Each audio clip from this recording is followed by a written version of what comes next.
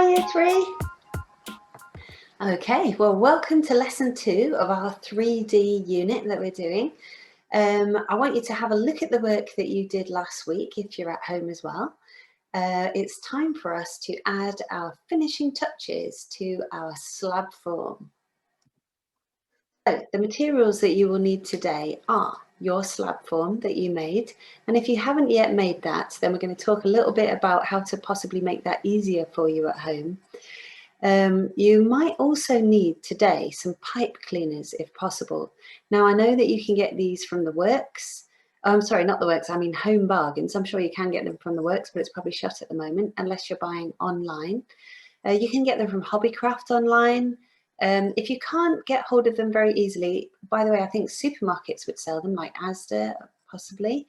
If you can't get hold of pipe cleaners, you could maybe use gardening wire or florist wire. Okay, so pipe cleaners are easy on the fingers, so let's try to get hold of some of those. You also need some paint. Acrylic paint is fantastic. If you don't have acrylic paint, then you can use poster paint.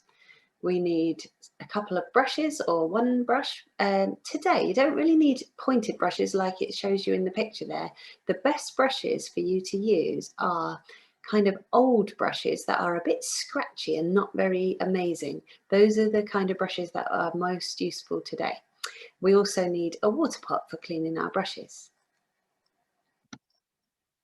Right, so let's just have a little quick talk about salt dough, because over this week I had a little bit of experimentation with salt dough. It's not something I know a whole lot about, but I had a go. And I found a very, very easy recipe. The reason I looked into it is because I'm imagining that some of you might be finding it a bit tricky to make the salt dough. So let's have a look at this easy recipe. First of all, you need 2 cups of plain flour. That's the American measurement of a cup, which is about the same as 1 pint, but not quite as much. You also need 1 whole cup of salt, just cheap table salt. When you mix that together, then you need 1 cup of water, which you need to mix in gradually, bit by bit, mixing it in with your spoon. After you've mixed it together, you need to knead your dough together to make everything adhere properly. Then, just as you would with clay, you need to roll out your slab. I should have done that on paper. It's stuck a little bit to the tabletop, so make sure you do it on greaseproof paper or some kind of paper. And then you can make your patterns as before. They don't seem to cut quite as deeply into the salt dough as they would with clay, but you can make some nice patterns in the salt dough. If you are finding it tricky with the salt dough, then you can also buy air drying clay if you want to invest in that, maybe with a bit of pocket money. If mums and dads are able to go to Hobbycraft online, it is £3.80, I've discovered, for a packet of air drying clay, which isn't that much. If you are able to stretch to that, that might make your results a little bit more satisfying. However, if you want to use the salt dough, it does work. Now, I had a bit of a problem when I tried to roll it around my cardboard tube, as I'm sure some of you may have had.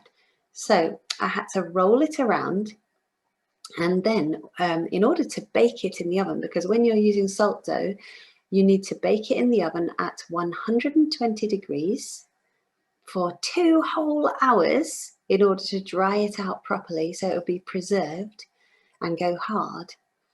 But I wrapped it around my cardboard tube, which actually I then baked the cardboard tube in the oven. Because it's a low heat, it didn't burn, but it helped keep the shape of my slab form.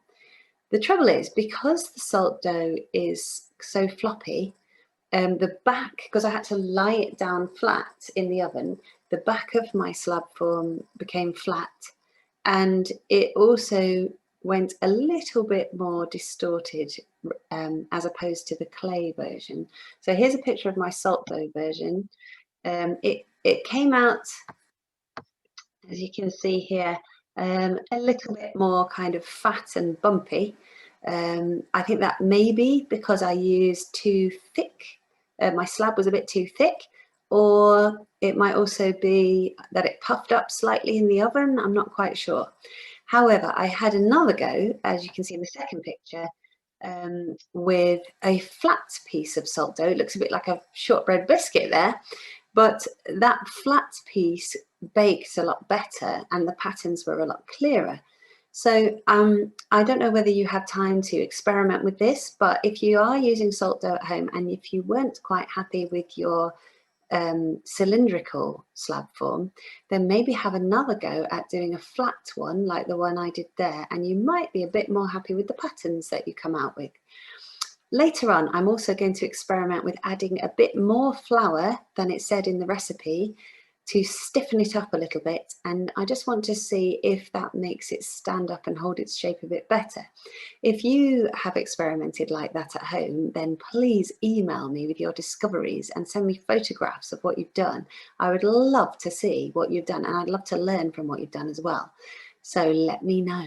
Thank you. Okay, so today, whichever slab form you've got, whether it's salt dough clay or a flat one, we are going to add paint today. We can experiment with more than one colour. Now we're going to have a quick look at some colours that we could use. Okay, so this is a website. This is a website called the Children's University of Manchester. If you go on there and look for the colour wheel, you can find this interactive screen. So we're going to think a little bit about colours. We've got 3 colours here on the screen, which I'm sure, as you well know, are primary colours. We've got yellow, blue and red, and all of our other colours come from those. Next, we have secondary colours. So let's just remind ourselves of this. I'm sure you know all about them. If we mix yellow and blue, what do we get? You are correct. It is green. If we mix blue and red, what do we make? We make purple. If we mix yellow and red, what do we make? We make orange. So these are the secondary colours. They're secondary because they come second, they're made from the other ones. Now, after that, we get what we call tertiary colours. So if you mix a bit more yellow into your green, you will get a yellowy green. A bit more blue into your green, you'll get a bluey green. So depending on how much we mix into our colours, we can get all these variations and more. There's a whole spectrum of shades that we can create, tints and tones, by adding different amounts of different colours in. Now, for our slab form, we need to think about 2 colours. So you might want to choose complementary colours. Let's have a look at those. Okay, complementary colours are the ones that complement each other. It's a bit like they say, hey, you're looking good, because they go well together. So they are opposite one another on the colour wheel. It's a bit like when people say opposites attract. So if I drag green into the top here, what is the complementary colour for green if it's opposite? You're right, it's red. Okay, what about if I put yellow on the top? What's the complementary colour for yellow? Which one's opposite? You are right, it's purple. What about if we put blue on the top? Which one is the complementary colour for blue? Which one is opposite? It is orange. So you could use complementary colour combinations. However, you don't have to. You might want to use colours that are closer to each other on the colour wheel. So if you were to draw a line across here, you could use warm colours, or you could use cold colours on the other side. You might want to choose colours that are right next to each other. You might want blue and purple as a tint and tone, tertiary colours that are similar to one another. It's up to you which colours you choose, as long as they contrast. Let's have a look at that word. Okay, so let's say this word together. Contrast. It means two things that are strikingly different when seen together, just like that beautiful hair that you see there. If we use the word in a sentence, we could say the shades of black and white created a striking contrast. Now, it doesn't just have to be black and white, does it? Because we could contrast with green and blue. They're closer together on the colour wheel, but they're still contrasting. They're still different. Let's activate the word. Can you show me two contrasting emotions using your faces and bodies? So you might want to show me with your face and body a very strong happy emotion and then a very strong angry emotion. So have a go in the classroom or at home. Okay, next word, complementary. We've already looked at this word. We said they were opposite on the colour wheel, didn't we? We said they were colours which said, hey, you're looking good. So it means colours that look good together. They enhance the qualities of each other. Reminds me a little bit of Mrs Taylor, because we get on really well and we enhance each other by being together. If we use this word in a sentence, we could say, the complementary colours of blue and orange created a striking contrast. In this beautiful painting you can see there, the orangey yellowy colours really contrast and complement the cold blue colours of the sky. I love that painting. Okay, let's activate this word. If you were a complementary colour, what would you say to your partner colour? Tell your partner. So I hope you've thought about which two colours you want to use. Now, one last hint before I show you how we're going to paint our slab form. You need to start with the colour that you like least out of the two. You probably like them both, but whichever one you want to see more of, save that till last. The one that you want to just have a bit of, start with that one. Okay, I'll show you how it's done.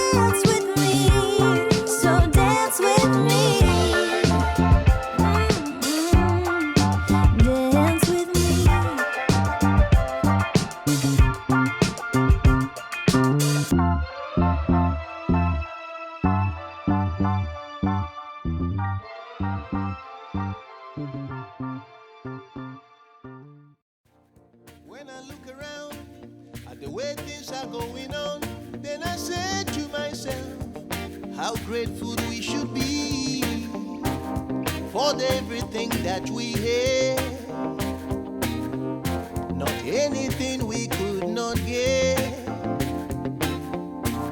Put a smile on every face that we meet, for everybody hurts one way somehow. But we can make it if we work together. Live a life to work for one another. What a lovely